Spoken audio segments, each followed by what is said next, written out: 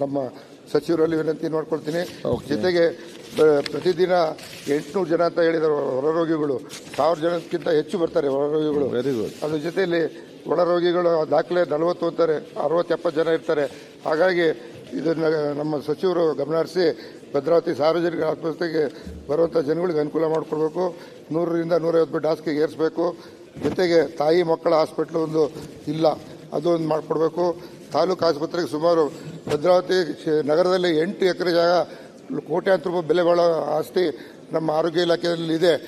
ಅದನ್ನು ಉಪಯೋಗಿಸ್ಕೊಂಡು 8 ಎಕರೆ ಖಾಲಿ ಇದೆ. ಈಗ ಅದನ್ನು 8 ಎಕರೆ ಉಪಯೋಗಿಸ್ಕೊಂಡು 150 ಬೆಡ್ ಹಾಸ್ಪಿಟ್ಲು, ಮಹಿಳಾ ಮಕ್ಕಳ ಹಾಸ್ಪಿಟ್ಲು ಮಾಡಿಕೊಡ್ಬೇಕು ಅಂತೇಳಿ ನಮ್ಮ ಪ್ರೀತಿಯ ಆರೋಗ್ಯ ಸಚಿವರನ್ನು ವಿನಂತಿ ಮಾಡಿಕೊಡ್ತೀವಿ.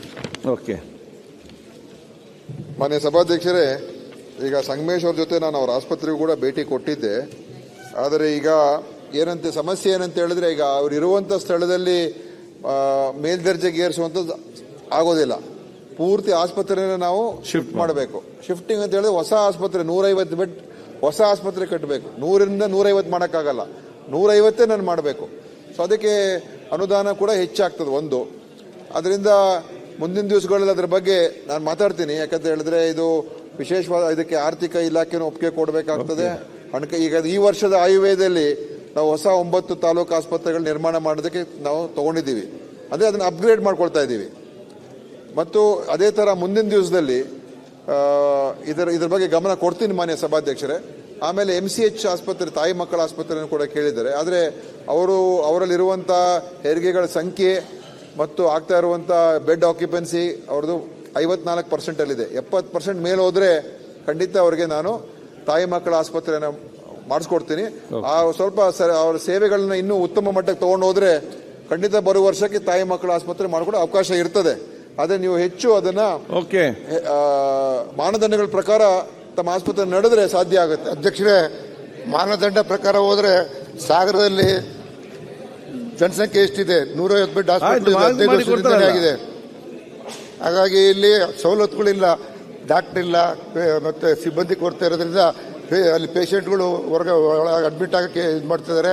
ದಯವಿಟ್ಟು ಇದನ್ನು ಗಮನ ಹರಿಸಿ ನಮ್ಮ ಮಂತ್ರಿಗಳು ಮಾಡಿಕೊಡ್ಬೇಕು ಅಂತ ಕೈ ಮುಗಿ ಕೇಳ್ಕೊಳ್ತೀವಿ. ಅವ್ರ ಬಗ್ಗೆ ಬಹಳ ನನಗೆ ಕಾಳಜಿ ಇದೆ ಮಾನ್ಯ ಸಭಾಧ್ಯಕ್ಷರೇ. ಖಂಡಿತವಾಗಿ ಅದಕ್ಕೆ ಮುಂದಿನ ದಿವಸಗಳಲ್ಲಿ ಏನಾದರೂ ಒಂದು ಇತ್ಯರ್ಥ ಮಾಡ್ತೀನಿ. ವಿಶೇಷವಾಗಿ ಜ್ಯೋತಿ ಗಣೇಶ್, ಧನ್ಯವಾದಗಳು. ಮಾನ್ಯ ಸಭಾಧ್ಯಕ್ಷರೇ, ತುಮಕೂರಿನ ಜಿಲ್ಲಾಸ್ಪತ್ರೆಗೆ ಸಂಬಂಧಪಟ್ಟಂತ ಪ್ರಶ್ನೆ ಸಂಖ್ಯೆ 1829 ಆರೋಗ್ಯ ಸಚಿವರಿಗೆ ಕೇಳಕ್ಕೆ ಬಯಸ್ತೇನೆ. ಉತ್ತರವನ್ನು ಒದಗಿಸಲಾಗಿದೆ. ಮಾನ್ಯ ಅಧ್ಯಕ್ಷರೇ, ಉತ್ತರ ಒದಗಿಸಿದ್ದಾರೆ. ತುಮಕೂರಿಗೆ ತಮ್ಮೆಲ್ಲರೂ ಗೊತ್ತಿರೋ ಹಾಗೆ ತುಮಕೂರು ಜಿಲ್ಲೆ ಇಡೀ ಕರ್ನಾಟಕದಲ್ಲಿ ಬೆಂಗಳೂರು, ಬೆಳಗಾವಿ ಬಿಟ್ಟರೆ 3ನೇ ಹೈಯೆಸ್ಟ್ ದೊಡ್ಡ ಒಂದು ಜಿಲ್ಲೆ. ಸುಮಾರು 11 MLAಗಳು ಇರುವಂಥ ಕ್ಷೇತ್ರ ಇದು. ಮತ್ತು ಇಲ್ಲಿ ಈ ಒಂದು ಜಿಲ್ಲಾಸ್ಪತ್ರೆ ಅವರೇ ಉತ್ತರ ಕೊಟ್ಟಿದ್ದಾರೆ. 1948ರಲ್ಲಿ ಶುರು ಆದಂತಹ ಅದು ಆಸ್ಪತ್ರೆ ಬಿಲ್ಡಿಂಗು ಶಿಥಿಲಾವಸ್ಥೆಯಲ್ಲಿ ಇದೆ ಅಂತ ಅವರೇ ಕೊಟ್ಟಿದ್ದಾರೆ. ಅದನ್ನು ಡಿಮಾಲಿಷ್ ಮಾಡಬೇಕು ಅಂತ ನಾವು ಗ್ರ್ಯಾಂಟ್ ಕೇಳ್ತಿಲ್ಲ ಸಭಾಧ್ಯಕ್ಷರೇ. ಏನು ಕರ್ನಾಟಕ ಮೈನಿಂಗ್ ಏನು ಎನ್ವೈರನ್ಮೆಂಟಲ್ ರಿಸ್ಟೋರೇಷನ್ ಕಮಿಟಿ ಕಾರ್ಪೊರೇಷನ್ ಮಾಡಿದ್ದಾರೆ ಸುಪ್ರೀಂ ಕೋರ್ಟ್ ಮಾನಿಟರ್ಡ್ ಅಲ್ಲಿ 131 ಕೋಟಿ ಕೊಟ್ಟಿದ್ದಾರೆ ಸಭಾಧ್ಯಕ್ಷರೇ. ಸುಮಾರು 2 ವರ್ಷದಿಂದನೂ ಕೂಡ ಅಲ್ಲಿ ಬಿಲ್ಡಿಂಗ್ ಆಗಕ್ಕೆ ಅಧಿಕಾರಿಗಳು ಯಾಕೋ ನಿರ್ಲಕ್ಷ್ಯ ತೋರಿಸ್ತಾ ಇದ್ದಾರೆ ಸಭಾಧ್ಯಕ್ಷರೇ. ಯಾಕಂದ್ರೆ ನಮ್ಮಲ್ಲಿ ತಾಯಿ ಮಗು ಆಸ್ಪತ್ರೆ ಹಿಂದೆ ಯಾವುದೋ NHM ಸ್ಕೀಮಲ್ಲಿ ಆಗಿದೆ.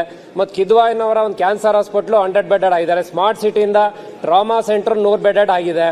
ಮತ್ತೆ ಇನ್ನೊಂದು ಕ್ರಿಟಿಕಲ್ ಕೇರ್ ಬ್ಲಾಕ್ ಅಂತ ಇನ್ನೊಂದು 100 ಬೆಡ್ ಆಗಿದೆ. ಮೈನ್ ಬ್ಲಾಕ್ ಆಗಬೇಕು. ಅವ್ರು ಇನ್ನೂ ಎಲ್ಲ ಪ್ರಸ್ತಾವನೆ ಇನ್ನೂ ಕಮಿಟಿಲಿದೆ ಅಂತ ಹೇಳಿದ್ದಾರೆ. ನಾನು ಮಾನ್ಯ ಸಚಿವರಿಗೆ ದಯವಿಟ್ಟು ತಾವು ಸುಮಾರು ಸಲ ಭೇಟಿ ಮಾಡಿದ್ದೀರಾ ಸರ್, ದಯವಿಟ್ಟು ಅದನ್ನ ಡಿಮಾಲಿಷ್ ಮಾಡಿ ಒಂದು 400 ಬೆಡೆಡ್ ಹಾಸ್ಪಿಟಲ್ ಅನ್ನ ತುರ್ತಾಗಿ ಆಗ್ಬೇಕು ಅಂತ ನಾನು ಆಗ್ರಹ ಮಾಡ್ತೇನೆ ಮಾನ್ಯ ಸಭಾಧ್ಯಕ್ಷರೇ ತಮ್ಮ ಮುಖಾಂತರ. ಮಾನ್ಯ ಸಭಾಧ್ಯಕ್ಷರೇ, ನಾನು ತುಮಕೂರು ಆಸ್ಪತ್ರೆ ಕೂಡ ಭೇಟಿ ಕೊಟ್ಟು ನಾವೆಲ್ಲ ಸಭೆ ಎಲ್ಲ ಮಾಡಿದೀವಿ. ಅದು ಈಗ ನಾವೇ ಹೇಳಿದೀವಿ, ಅದು ಸಂಪೂರ್ಣವಾಗಿ ಹೊಸದಾಗಿ ಕಟ್ಟಬೇಕಾಗ್ತದೆ ಅಂತ.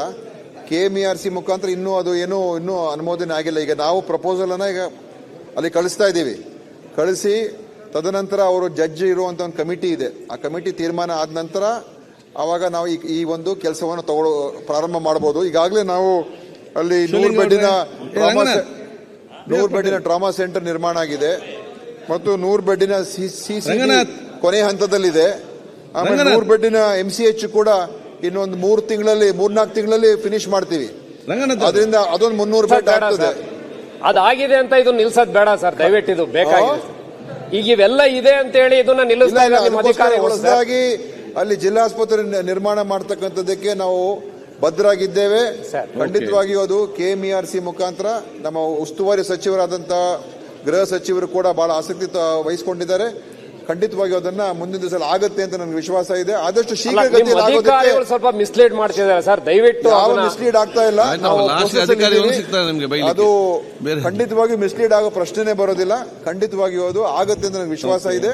ಸ್ವಲ್ಪ ತಾವು ಯಾಕಂದ್ರೆ ಇದು KMERC ಜಡ್ಜ್ಗಳು ಇರ್ತಾರೆ, ನಾವು ಇಲ್ಲಿ ಏನು ಹೇಳಿಕೆ ಕೊಡೋದು ಸರಿನೂ ಇರೋದಿಲ್ಲ. ಆ ಕಮಿಟಿ ತೀರ್ಮಾನ ಮಾಡಿದ ನಾವು ಈಗ ಪ್ರಪೋಸಲ್ ಇಲ್ಲ ನಮ್ಮ ಪ್ರಪೋಸಲ್ ಹೋಗ್ತಾ ಇದೆ. ಅದಾದ ನಂತರ ಅವ್ರ ಅಪ್ರೂವಲ್ ಕೊಟ್ಟ ನಂತರ ಶುರು ಮಾಡ್ತೀವಿ.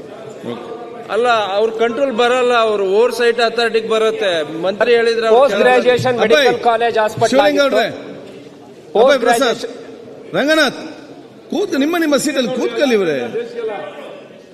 ಸರ್, ಒಂದು ಸಣ್ಣ ಉಪ ಪ್ರಶ್ನೆ ಸರ್. ಆ ನಮ್ಮ ಜಿಲ್ಲಾಸ್ಪತ್ರೆಗೆ ಸರ್ ಹಿಂದಿನ ಸರ್ಕಾರದಲ್ಲಿ, ನಮ್ಮ ಬಿಜೆಪಿ ಸರ್ಕಾರದಲ್ಲಿ post graduation medical college approval ಆಗಿತ್ತು ಸರ್. ದಯವಿಟ್ಟು ಅದನ್ನು ಕೂಡ ಮಾಡ್ರೆ ಜನಕ್ಕೆ ಅನುಕೂಲ ಆಗ್ತದೆ ಸರ್. ಮೆಡಿಕಲ್ ಕಾಲೇಜ್ ಕೇಳ್ತಿಲ್ಲ, PG ಕಾಲೇಜು ಅಪ್ರೂವ್ ಆಗಿದ್ದನ್ನ ದಯವಿಟ್ಟು ಅದನ್ನ ಕಾರ್ಯಗತ ಮಾಡಿ ಅಂತ. ಅದು ಮೆಡಿಕಲ್ ಎಜುಕೇಶನ್ಗೆ ಇಲ್ಲ ಇವರು ಈಗ ನೋಡಿ, ಇದು ವೈದ್ಯಕೀಯ ಶಿಕ್ಷಣ ಬರ್ತದೆ.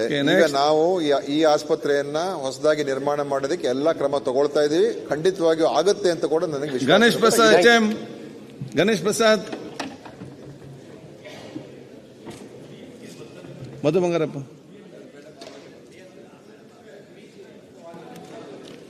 ನಮ್ಮ ಗುಂಡ್ಲುಪೇಟೆ ವಿಧಾನಸಭಾ ಕ್ಷೇತ್ರಕ್ಕೆ ಬರತಕ್ಕಂಥ ಶಾಲೆಗಳಿಗೆ ಎಷ್ಟು ಅನುದಾನಗಳನ್ನ 3 ವರ್ಷದಿಂದ ಒದಗಿಸಿದ್ದಾರೆ ಅಂತ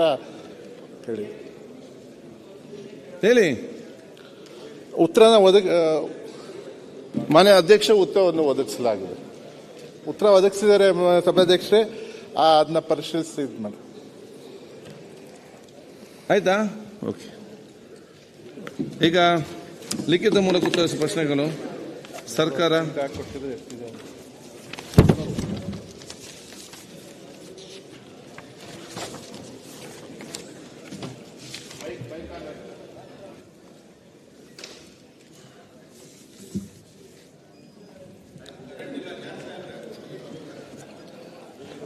ದಿನಾಂಕ 13/3/2025 7ನೇ ಪಟ್ಟಿಯಿಂದ ಸದನದಲ್ಲಿ ಲಿಖಿತ ಮೂಲಕ ಉತ್ತರಿಸಿರುವ 230 ಪ್ರಶ್ನೆಗಳ ಪೈಕಿ 100 ಪ್ರಶ್ನೆಗಳ ಉತ್ತರಗಳನ್ನು ಸದನದಲ್ಲಿ ಮಂಡಿಸುತ್ತಿದ್ದೇನೆ.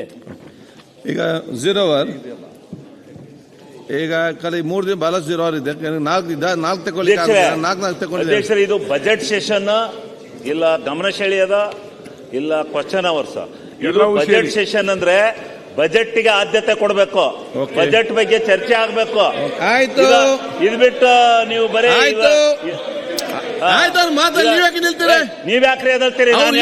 ಬಜೆಟ್ ಅಲ್ವಾ ಅಂತ ಹೇಳಿ ಅವರು ಕ್ವಶನ್ ಟೈಮ್ ಬರಲಿಲ್ಲ, ಈಗ ಬಂದಿದ್ದಾರೆ. ಏನೋ ಮಾತಾಡ್ಬೇಕು, ಮಾತಾಡಿ ಮುಗಿಸಿ ಒಮ್ಮೆ.